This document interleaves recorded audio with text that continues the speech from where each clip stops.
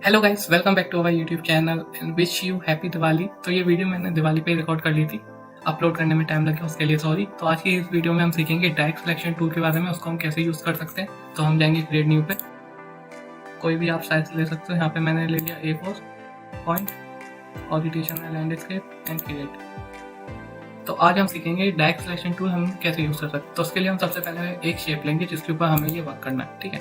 तो जैसे कि हमने ये एक शेप बना दी, अब इसमें डायरेक्ट सिलेक्शन टूल क्या वर्क करता है। सिलेक्शन टूल का काम होता है शेप को ट्रांसफॉर्म करना, स्केल करना या फिर शिफ्ट करना, मूव करना, ओके।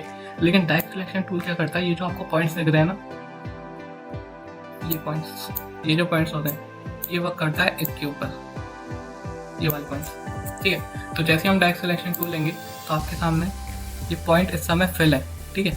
अगर मैं बाहर क्लिक कर दूँ और फिर इसको सिलेक्ट करूँ, मैं जूम इन कर लेता हूँ, तो आप देखेंगे अब ये फिल नहीं है, ठीक है, ब्लैंक हो चुके हैं। जैसे हम इसके ऊपर क्लिक करेंगे तो आप देखेंगे ये फिल हो जाएगा। इसका मतलब है ये जो एक हमने पॉइंट सेलेक्ट किया है ये एक्टिव हो चुका है। अब आपको यहाँ पे एक सर्कल दिख रहा होगा, ये क्या करता है, ये एक कर्व बनाता है, एक आर्क बनाता है किसी भी शेप में, ये आपको हर एक शेप में मिलेगा।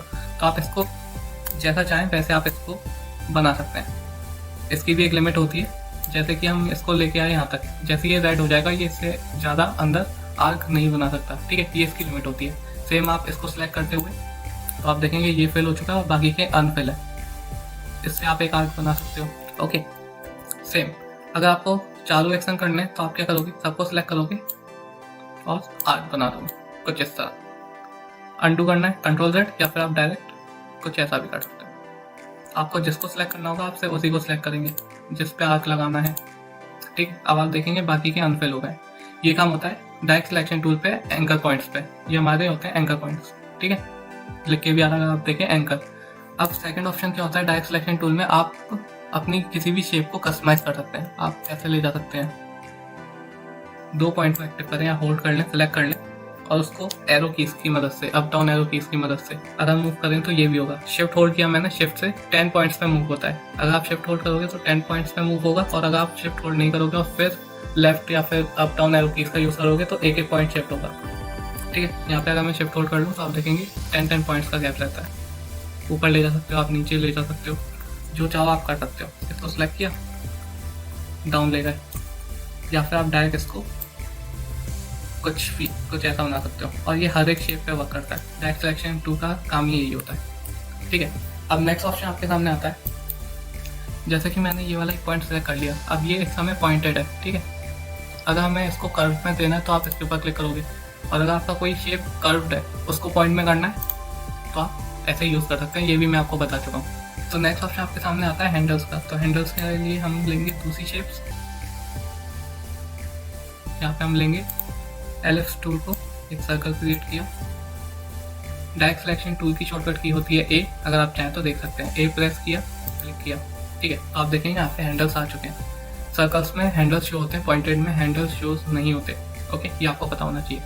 तो अब हैंडल आ गया तो आप इसको इस तरह कस्टमाइज कर सकते हैं, ओके। शिफ्ट होल्ड करेंगे तो 45 डिग्री के एंगल पे चलेंगे ये हैंडल्स, सेम किसी भी हैंडल को। अब यहाँ पे राउंड का ऑप्शन इसलिए नहीं आ रहा क्योंकि सर्कल पहले से ही एक राउंड होता है। फिर से बना लेते हैं। तो यहाँ पे एक और बात आपको पता होनी चाहिए। अब मान लीजिए हमने इसको सिलेक्ट कर लिया, ठीक है, और हम चाहते हैं सिर्फ इतना ये गायब हो जाए, तो आप क्या करोगे, जिस भी पॉइंट को आपको डिलीट करना होता है उसको आप सिलेक्ट करोगे और डिलीट बटन दबा दोगे। तो ऊपर वाला पॉइंट सिलेक्ट था, तो जो ऊपर वाला पॉइंट था वो डिलीट हो गया।